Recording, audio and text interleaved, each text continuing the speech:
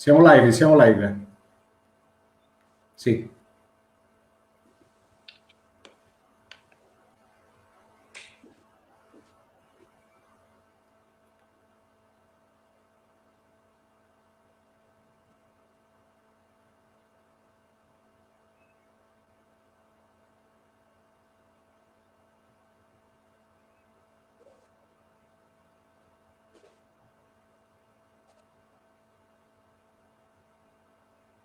Ok. Ok.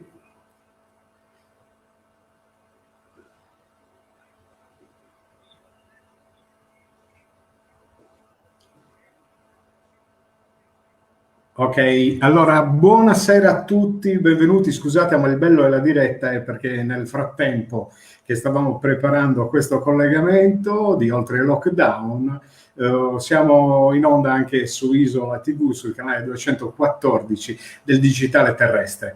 Abbiamo un ospite eccezione, l'abbiamo presentato almeno sulla pagina di Sardegna DS, Aldo Meloni. Buonasera, benvenuto. Buonasera, buonasera a tutti. Allora, finalmente una faccia amica, una faccia di quelle che dobbiamo imparare a conoscere, perché è sempre dietro le quinte lui. Faccio una breve presentazione, Aldo, dopodiché ti Vai do... tranquillo, non c'è problema. Certo. Allora, intanto ringraziamo anche per la collaborazione Marco Era, visto che stamattina abbiamo fatto delle prove con Aldo e sicuramente non erano delle migliori, perché mi sa che con la tecnologia... Sono tecnologicamente arretrato. Ma non è un problema. A noi ci interessa parlare invece delle altre cose.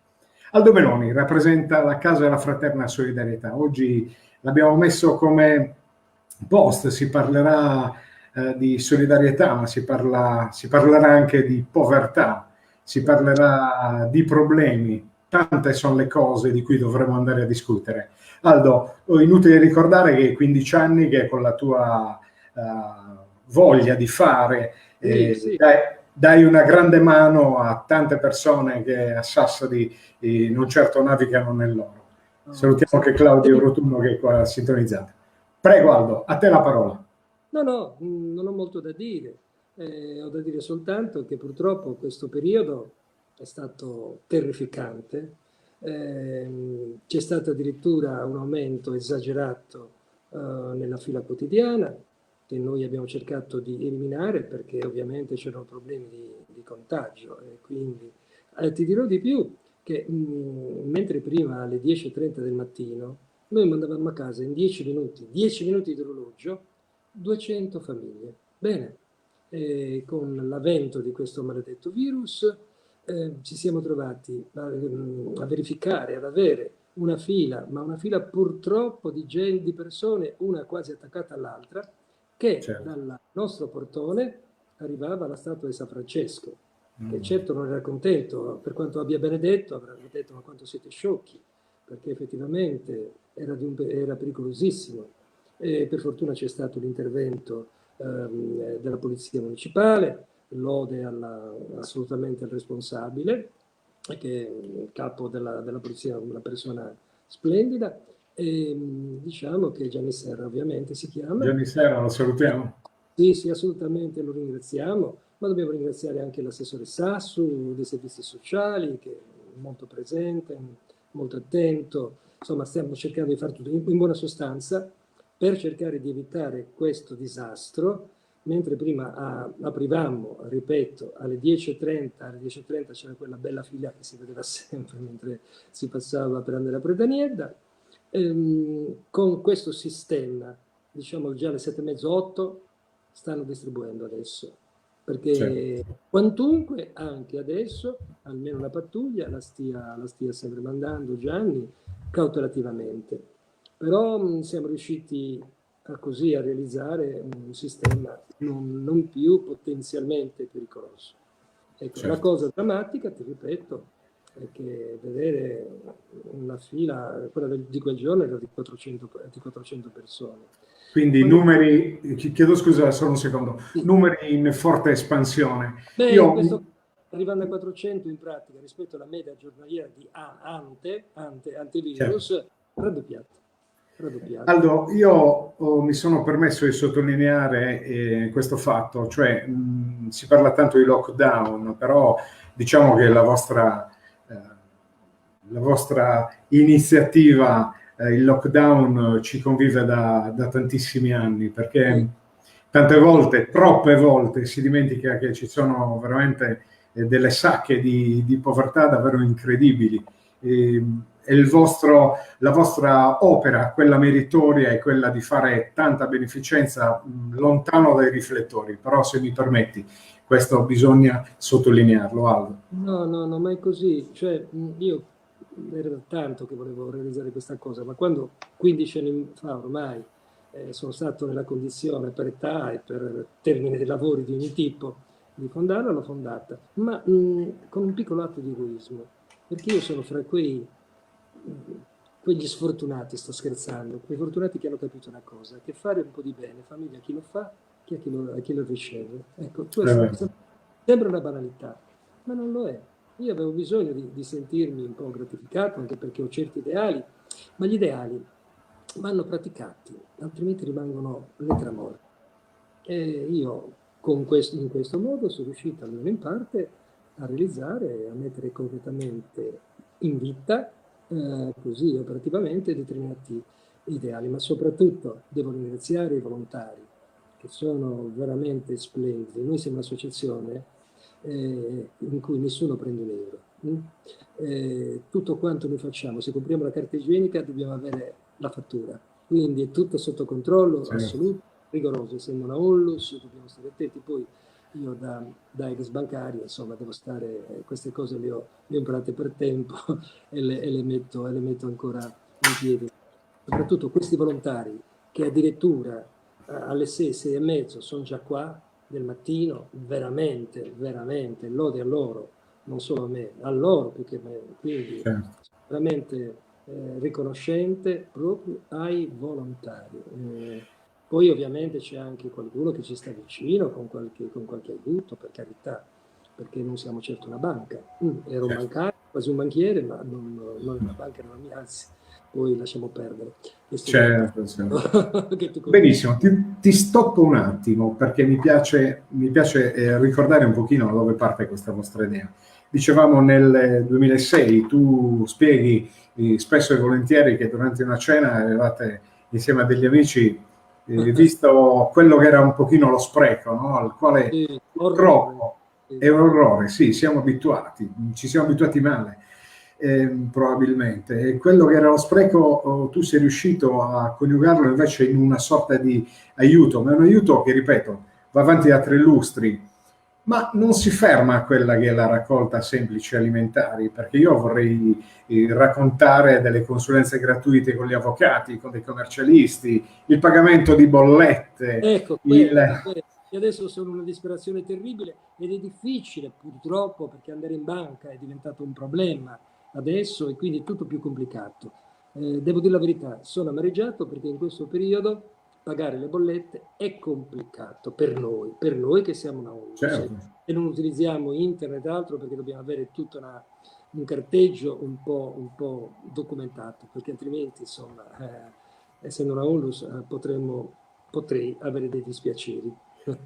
Aldo, voi uscite fuori anche da quello che è il vostro sito, che vi ricordo, che ricorda ai nostri ascoltatori, è in Corso Margherita di Savoia, no? L'ex questura, riattata, e veramente ho avuto il piacere di visitarla tante volte, date una mano veramente a tantissime persone, dagli abiti da sposa alle calzature, all'abbigliamento. Però avete anche qualcosa in riferimento a una sorta di studio medico vero e proprio, dove abbiamo passato le 1000, giusto? Dentiere. Oltre 1000 dentiere, dovevamo fare anche una piccola cerimonia interna. È vero. Potuto fare, l'abbiamo rimandata, solo che adesso purtroppo ci saranno almeno 30 disperati che stanno aspettando la ripresa, perché è una cosa terrificante lasciare la gente senza denti. Prima di gesti o fittinore, ma guarda che non sono solamente anziani, sono anche giovani.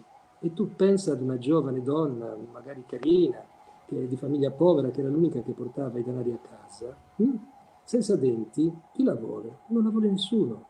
Cosa la metti al bancone a servire o a fare in un bar, in un ristorante? No. E come io dico in modo molto volgare, dico povera donna, non può andare adesso manco per disperazione a battere il marciapiede perché sventata non fa bella figura. Sì, stai esacerbando un pochino il concetto, però è Sto questo. esacerbando molto, ma è la verità. Sì, ma io, guarda, la cosa che mi è sempre piaciuta della tua persona è, intanto voglio sottolineare il fatto che il tuo soprannome, tra virgolette, è il Dandy della solidarietà, no? Vabbè, Dandy significa damerino. per il mio papillon, Sì, sì. sì, ma so per certo che ne Ah, hai più di 60 nel cassetto. caspita. Figurati che molti anni fa, quando ero direttore a Nuoro, ho fatto ridere per almeno un mese. Dopo un mese hanno detto I no, tuoi clienti. mi chiamava sul direttore Sabanca con su Farfallino. Ah, avevano capito che insomma, tutto sommato, questo Farfallino aveva dietro anche un servizio grosso come era una banca, ecco. E Vabbè, quindi poi dietro col per ridere. farfallino, certo, dietro col farfallino sottolineo il fatto che ci sia una persona davvero dentro quelli che sono i problemi. Io ti ho visto sorridere poco, sempre, quando noi abbiamo fatto le interviste o quant'altro, perché? Perché realmente c'è sempre quel pensiero, il pensiero di cui ci hai messo a conoscenza, no? Il riuscire a stare vicino realmente al disagio, il disagio vero, quello nascosto, quello che molti come posso dire, nascondono perché? Perché sono educati Hanno dignità, tanta a dignità. dignità, bravissimo, Purtroppo è cosa che così. manca a E molti. Però. purtroppo oggi. Ti dirò che però la dignità in questo periodo, per fortuna, sta venendo meno.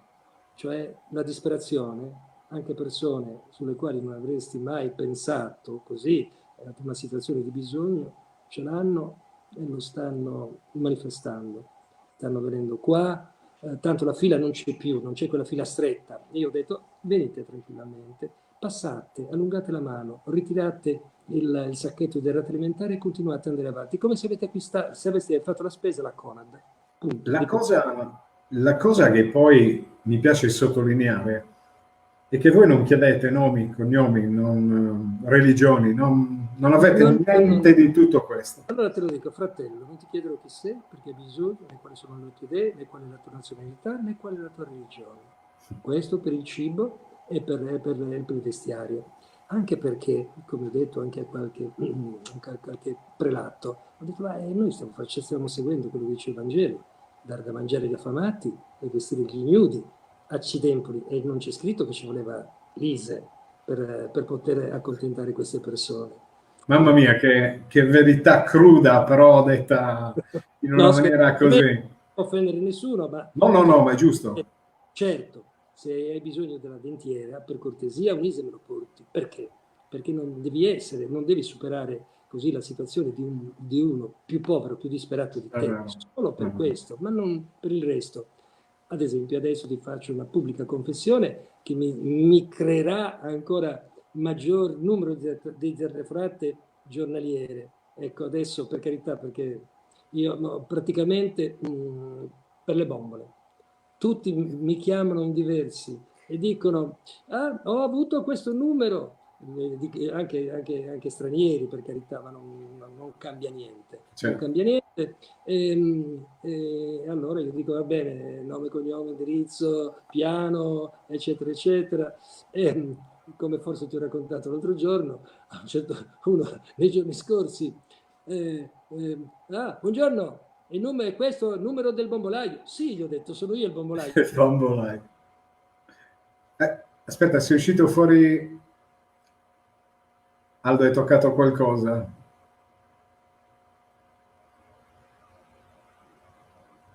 Scusate, mi è sparito Aldo, speriamo che possa ripristinarsi. Eccolo. Aspetta un attimo, non ti sento Aldo? Cosa hai toccato? Aspetta, aspetta, aspetta, aspetta. Aldo, non ti sento. Chiedo l'ausilio di Marco. Marco ha toccato qualcosa, non sento l'audio.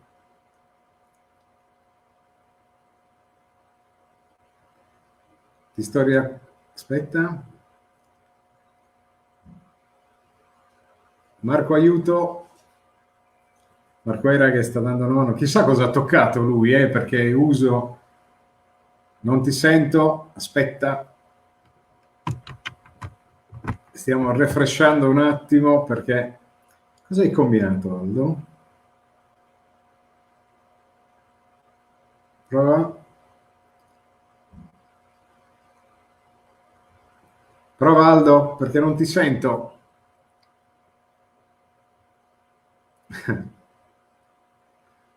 Aspetta. No, non ti sento, Aldo.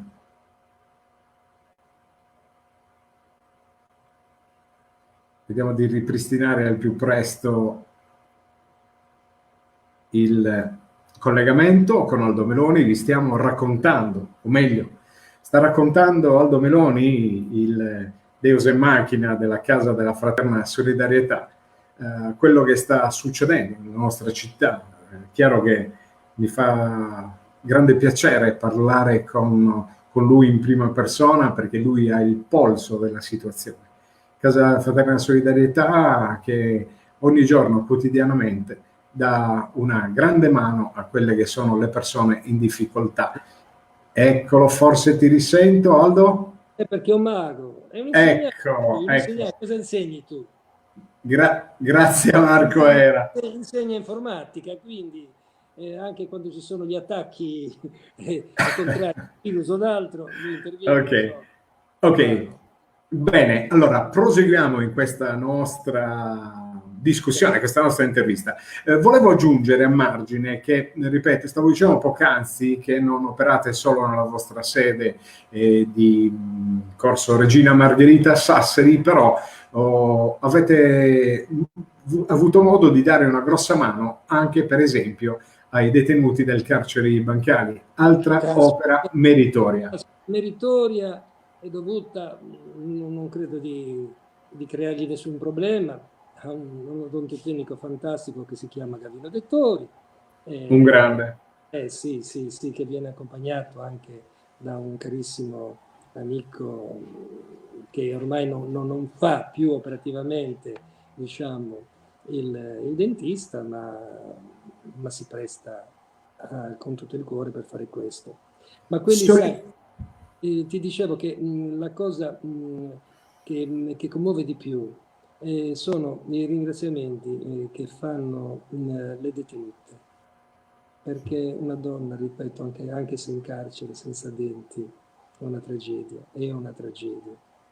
Quindi, insomma, da quel punto di vista dobbiamo essere contentissimi.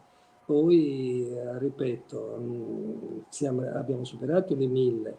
Devo dire che colui il quale si dà da fare per le dentiere in modo ordinario, perché c'è il suo studio, eccetera, eccetera, e Paolo Usai, un altro... Paolo Usai, che salutiamo anche lui, certo. È un ragazzo straordinario, guarda, devo dire la verità.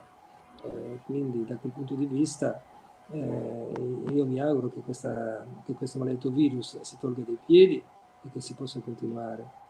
Sì, perché il grido d'allarme che si evince dalle ultime tue interviste, gli ultimi passaggi, per esempio, sulla carta stampata, è il fatto che bisogna intanto rispettare le regole, però poi diciamo che voi ormai avete creato un mondo davvero parallelo a quella che è la solidarietà che conosciamo tutti, e peraltro bisogna ringraziare tutti coloro i quali riescono a farlo. Però non bisogna, come posso dire, uscire fuori dalle regole. Infatti questa è la preghiera che facciamo a tutti coloro i quali attingono alla vostra generosità. Perché? Perché non si può bloccare questa catena. Perché? Perché nella settimana che tu sei rimasto chiuso, noi sappiamo che tante di quelle persone probabilmente non hanno mangiato. Sì, è vero.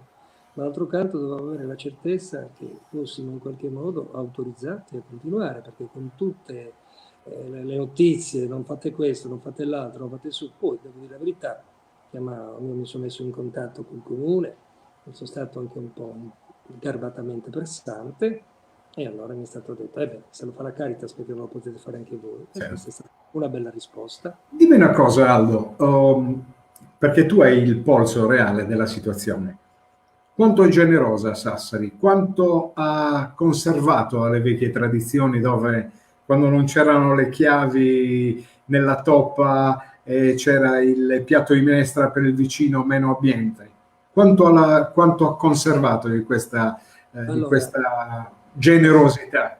posso dire, più che nella normalità, in questa occasione Sassari è stata iper generosa e lo è tuttora. Stiamo avendo derrate alimentari, bonifici, di tutto. È veramente vicina, vicinissima. Ti dico l'ultima cosa che sembra una banalità, io non ci volevo credere. Mi ha chiamato una giornalaia, una signora graziosissima, eccetera, eccetera. Dice, ma sa, noi abbiamo fatto la vendita anche per conto dell'AIL delle uova pasquali. Vabbè, io non abbiamo da vendere niente. Ah, ma non importa, lei mi porti un volantino, mi porti questo. Ho detto, ma signora, non vorrei adesso che lei si dovesse impegnare anche in questa storia. E pensavo che, insomma, allora sono andato la mattina, mi ha chiamato verso le 2 quando chiude e mi ha detto, lei non ci credeva? Bene, già il primo che è venuto ha lasciato 15 euro. Oh cavolo, ho detto. Sono 30 kg 30 pacchi di pasta da mezzo 30 chilo. pacchi di pasta. No, ma poi a fine giornata erano 100 euro. Mi ha fatto questa telefonata, era raggiante. Certo. Io sono contento, per carità, ma ti dico veramente, Sassari in questa occasione non c'è stata, c'è vicino, Quanto, molto vicino. Aldo, quanto gratifica dal punto di vista della persona? Perché francamente la tua è una mission, insieme al tuo entourage, perché lo hai E sottolineato più caspita, volte, sono persone fantastico, squisitissime e fantastico. sono tutti dei volontari. Fare questo genere di volontariato porta chiaramente meno tempo alla famiglia, meno tempo agli affetti e altre cose, però abbiamo avuto modo di accompagnarvi anche durante le raccolte, cioè c'è quello spirito di squadra che poi alla fine ti fa sentire a casa. Ma assolutamente, hai detto parole sacrosante, è così, assolutamente. No, ma guarda, io lo ripeto, dà una gioia interiore notevole riuscire a fare del bene. Ti ripeto, adesso che sono anche il bombolaio di Sassari, ma veramente, perché poi rimangono basiti, nel senso che danno il compito di telefono e io non sto a farla complicata, mi dico Certo. semplicemente darmi le coordinate per mandarle a casa. E dicono, grazie. La cosa più bella che ha avuto come... non è che io stia aspettando ringraziamenti, per carità, non esistono. Anzi, è già Però, tanto, ti ringraziamo perché sei qua, no, perché non non ami i riflettori. mi richiamano anche per il ringraziamento. Non ho tempo manco più per respirare, perché guarda che nei primi giorni erano 200 telefonati al giorno. Certo. Adesso sono scese, sono 80, 70 al giorno, e per carità, ci sono abbastanza. Ma la cosa che così mi ha colpito in modo particolare è quella riferita ad una signora che, così come le altre, ha chiesto la bombola gli è stata mandata, e l'indomani, quasi in lacrime, risponde, e chiama e dice, grazie di cuore, forse te l'ho già raccontata a te, grazie di cuore, voi mi avete mandato la bombola, ma io ero da 3 o 4 mesi che cucinavo con un vecchio, come si dice, col carbone. Il Col carbone. bracciere, il bel Fornello, bracciere. con un vecchio braciere oca. Beh, sì. Dice, Aldo, che è terribile, perché terribile, terribile. Sono storie io dicevo poc'anzi di una quotidianità nascosta, quella che no, però si trincera dietro anche l'orgoglio delle persone, no? sì, La no, guarda, dignità vera e propria. storie Volevo- Sì, dimmi, caro. Volevo chiederti, ho saputo di una 81enne che è stata sfrattata, mi racconti un pochino com'è andata poi? Mm, eh, com'è Devi andata? raccontarmelo, No, no, devi guarda, raccontarlo.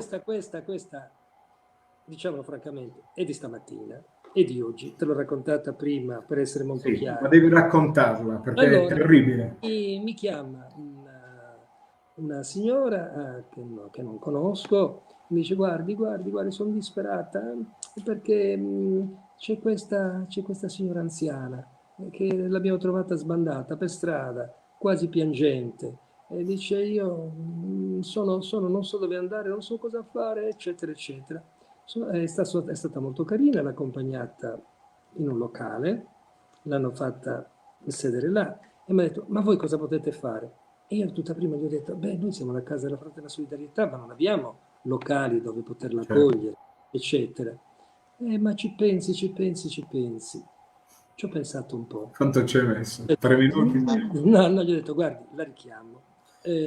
Allora mi è venuto in mente, proprio per il buon rapporto, e non è molto usuale la cosa, che si è creata con l'assessorato ai servizi sociali, grazie ad Antonello Sassu. Alla fine gli ho detto, senti Antonello, passa questo, non la si può lasciare questa donna così. Dove andrà stanotte? Cosa le succederà? Dice no, ferma, dammi le coordinate. Io gli ho dato le coordinate e effettivamente lui ha mandato i vigili, e la signora che mi doveva dare la verifica mi ha chiamato, mi ha detto sì. Ha detto, purtroppo non so cosa dirle perché per la privacy mi hanno pregato di stare Certo, su. chiaro, è chiaro. La cosa che mi ha detto è che, ma mi dice, sa, io pensavo fosse una settantenne, 75enne, una donna di 81 anni. Ecco, penso che abbiano sistemato. Non ho rotto L'età l'ala. della mia mamma, guarda, Ecco, giusto guarda, per dire. no, no, per dirti. Niente, hanno sicuramente trovato la soluzione. Adesso io non sono andato a inseguire per più di tanto, ma il fatto che ci fosse un'autorità pubblica che se ne stava facendo carico mi ha tranquillizzato, perché il pensiero di questa donna che magari stanotte chissà dove sarebbe finita, Certo. in un marciapiede, E tant'è che sono e questa è solo una delle stato storie. un po' brutale, ho detto al mio interlocutore, gli ho detto guarda, altrimenti stanotte troverete un cadavere là e non saprete manco di chi sia. No, no, cioè, Sì, non sì. so, veramente complimenti all'assessore, devo dire la verità. E questa è una buona cosa. Sì, sì. Aldo, siamo quasi in chiusura perché ti ringrazio di quello Di che che cosa? state facendo, no? Te lo No, per, dico, no, lo sai, a parte tutto è anche un rapporto di lo so, abbiamo amicizia una storia che reciproca veramente, si è quindi consolidata non negli è anni, no? facile.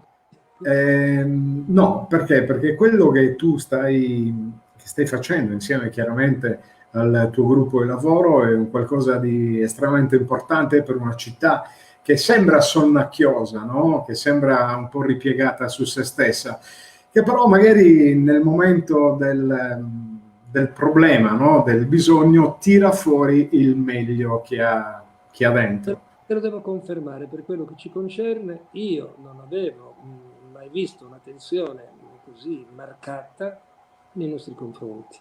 In fondo ci sono altre associazioni a carattere Certo, planetario, quasi, ma questa certo, volta, certo. insomma, ci hanno fatto sentire alla pari e qualche volta anche un pochino più avanti. Il nostro applauso va a tutte le associazioni, a tutti Sì, coloro i quali a vario titolo intervengono in questo momento. È un momento che forse sotto un certo profilo tira fuori anche il meglio che abbiamo dentro. Perché? Perché poi alla fine siamo tutti lì, nella stessa barca, no? Ognuno nello specifico.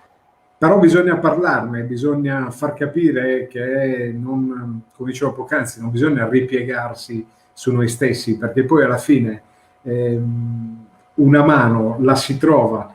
È chiaro che adesso tutti guardiamo con davvero grande interesse al prossimo futuro, aspettiamo le direttive dello Stato su come muoversi e come non muoversi. Eh, quanto, come la vedi tu dal punto di vista di Aldo Meloni cittadino italiano? No, beh, non possiamo fare alcuna riflessione. Io vorrei una cosa, questo sì, ecco, adesso se mi fai... Prego, se guarda che qua reti non ce ne sono. Dico, ma scusami tanto, ma è possibile che si parli della sanità italiana ai massimi livelli nel mondo e poi si lasciano gli ospedali così, disperatamente privi di tutto? No, bisogna investire nella sanità, la sanità è fondamentale.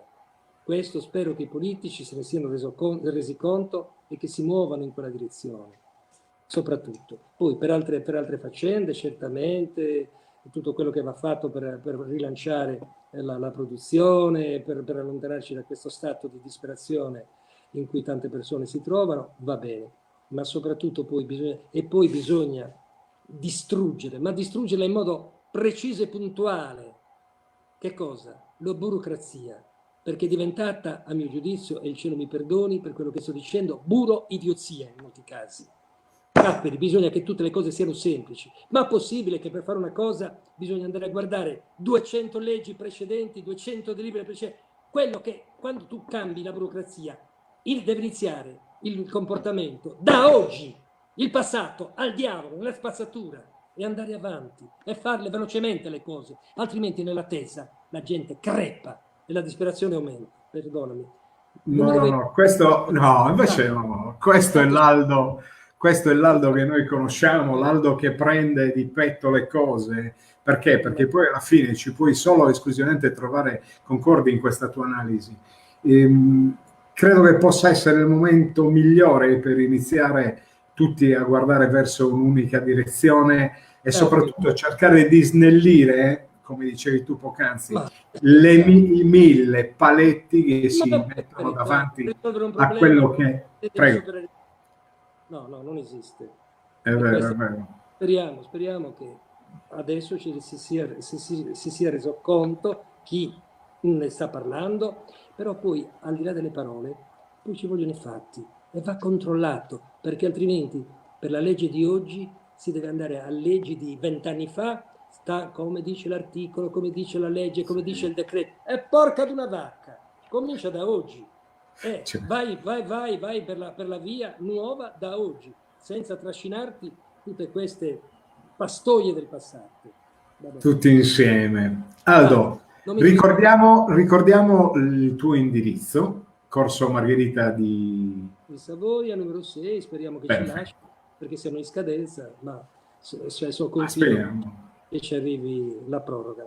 Dai, confidiamo in quest'altro atto di generosità, anche perché poi alla fine cioè devi togliere tutto da lì, no? Eventualmente, ma quanti abiti da sposa, quante scarpe, quanti vestiti? No, onestamente non toglierei più niente. Bravissimo. Mettere la mano e chiudere i battenti per quello che mi riguarda. Se poi c'è qualche persona che vuole continuare, che prenda lui. Io ho anche la mia età, ma ricominciare che snovo in un altro punto. Questo è il punto più bello, perché in questa strada abbiamo tolto da sotto il tappeto la povertà. Bravo. Ti posso dire che noi qualche volta in tempi non sospetti abbiamo detto è definito quasi la strada della vergogna. Sì. Però attenzione, non è la vergogna di chi viene a prendere un aiuto, è la vergogna di chi chiude gli occhi, si gira dall'altra parte e fa finta che queste povertà, che queste cose brutte non esistano. Perché? Perché, non lo so, si nascondono dietro questo, dietro il dito. Guarda, ti posso dire che con tutte queste telefonate che sto ricevendo, io non chiedo niente, mi dica soltanto, ma devi sapere, mi dicono tante di quelle cose della loro disperazione. Sì. È allucinante. C'è una disperazione in giro. Forse bisognerebbe stare più vicino, forse, non lo so, i servizi sociali faranno quello che possono, ma bisognerebbe essere più vicini, ascoltarli di più, senza rimandarli nel tempo. Sapere ascoltare. No, sapere ascoltare. Sempre per passare poi dalle parole ai fatti. Nei limiti del possibile. Perdonami, ma... Però non dovevi dire queste cose. E perché non devo dirle? Guarda che le verità... Sei un provocatore. Io sono un provocatore probabilmente, però siccome so... Io reagisco. So lo spirito che ti anima, a te e a tutti i tuoi collaboratori, e credo che sia la cosa più giusta dire la verità. Mi Basta. chiamano rompiscatole per questo, stai tranquillo. Negli ambienti che qualche volta frequento mi chiamano rompiscatole. Vabbè. Aldo, dai, siamo arrivati alla fine. Io ti ringrazio davvero dal profondo del cuore per quello che state facendo e per quello che continuerete a fare. Ringrazio Marco che ci ha dato una mano dal punto di vista. Immaginati se ti fosse successo da solo. No, quando c'è un punto con la tua grande irruenza hai bloccato anche il collegamento. No, è da solo, è che purtroppo c'era un problema anche telefonico e capito.